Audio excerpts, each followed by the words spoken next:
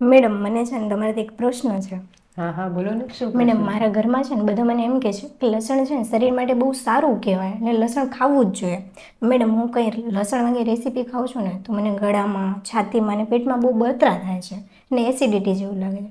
તો મેડમ, મારે લસણ ખાવું જોઈએ કે ન ખાવું જોઈએ? મિત્રો, આયુર્વેદ મુજબ લસણ અમૃત સમાન ઉપયોગી છે, પણ આ લસણ બધા જ માટે ફાયદાકારક નથી. જો તમારી પિત્તની પ્રકૃતિ હોય, હરસમસામાં લોહી પડતું હોય કે સંડાસમાં બળતરા થતી હોય તો લસણનો ઉપયોગ ન કરવો જોઈએ.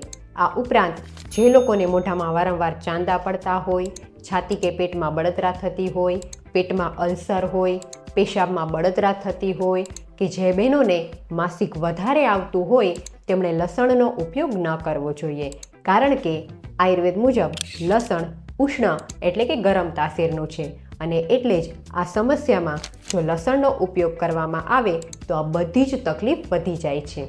માટે લસણનો ઉપયોગ હંમેશા તમારી પ્રકૃતિ મુજબ જ કરવો જોઈએ.